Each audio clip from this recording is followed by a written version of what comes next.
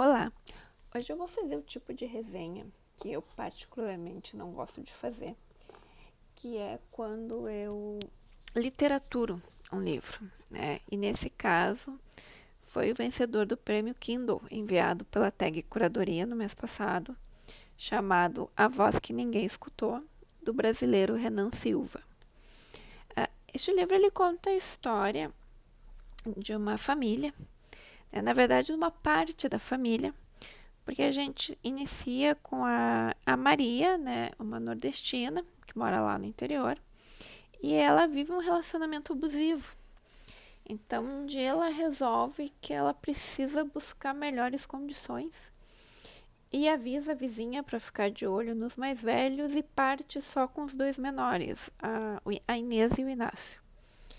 Mas no meio do caminho, uma parada que o transporte faz, ela vai no banheiro trocar as fraldas da Inês e o motorista vai vender o Inácio para um fazendeiro que explora trabalho infantil. Quando ela retorna, ela entra em desespero, mas ela acaba seguindo o caminho dela e vai para o Rio de Janeiro, onde ela vai conseguir emprego com uma família de um banqueiro, né? E vai ser de empregada doméstica sem carteira assinada.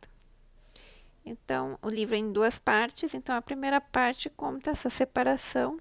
E aí, dentro dessa separação, tu vai ter vários temas, né? Como a construção de Brasília, o trabalho escravo infantil, o trabalho, de certa forma, escravo também de domésticas, né? Já que a Maria trabalha num lugar sem carteira assinada, sem direito a nada.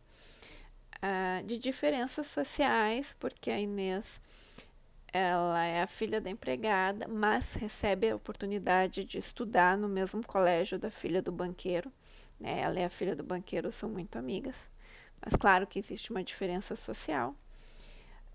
E a entrada da ditadura militar no Brasil, né? No momento, toda essa parte histórica, né?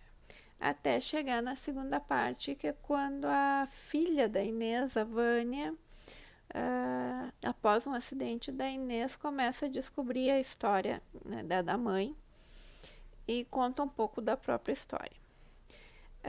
O livro, na verdade, ele tem uma mistureba de assuntos. Eu penso, quando eu terminei assim, eu me lembrava do Fogaça no MasterChef, né, um dos jurados, que às vezes diz para os participantes, menos é mais. Porque aqui tu tem história para fazer uma saga. Né? Tanto tem a construção de Brasília, trabalho escravo, ditadura, LGBT, questão de diferença social, questão da universidade e mais N assuntos que eu não vou comentar para não dar spoiler. E aí vira, tipo, a impressão que me dá é que nada é suficientemente trabalhado.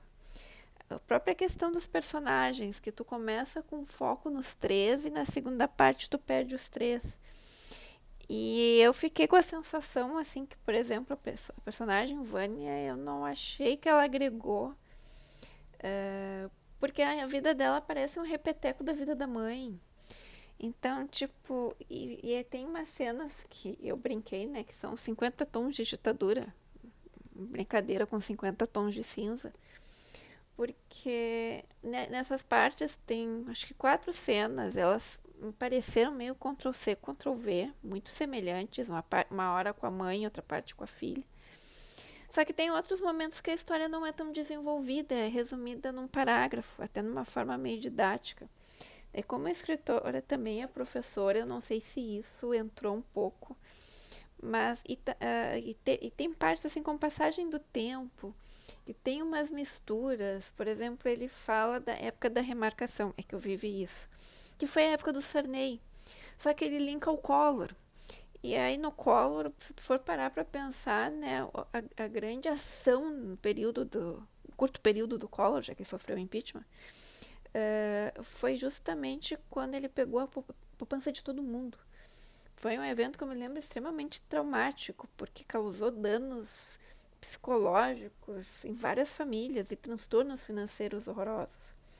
E aí também mistura Ayrton Senna, Mamonas Assassinas, Silvio Santos, tudo num parágrafo para fazer uma passagem de tempo dos anos 80, 90 até chega a 2000. E aí tem outras coisas que já são mais enroladas. E também tem algumas coisas meio inverossímil, né?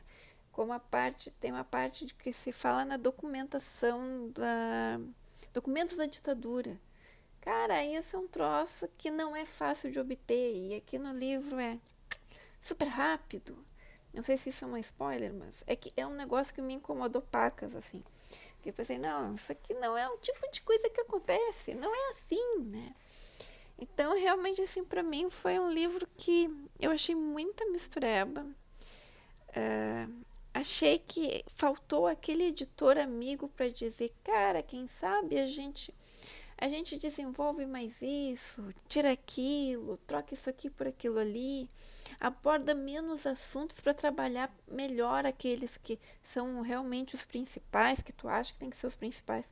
Ou escreve uma saga familiar de mais volumes, ou com maior quantidade de páginas, então, porque em 300 páginas tu abordar vários assuntos é bastante complicado, né? E quando tu prefere pegar um parágrafo para explicar uma situação, em vez de descrever em cena, se tu pega um leitor mais chato como eu, vai acontecer realmente de desgostar da leitura, sabe? Não ser uma leitura prazerosa como ela promete no início, porque no início ele tem um desenvolvimento bom, mas conforme vai aumentando o número de pautas ali, assuntos e abordagens, a impressão que me dá é que daí, tipo, quer falar sobre tudo e acaba não falando muito, né, sobre o que talvez fosse mais legal, que fosse deixar uma história mais redonda.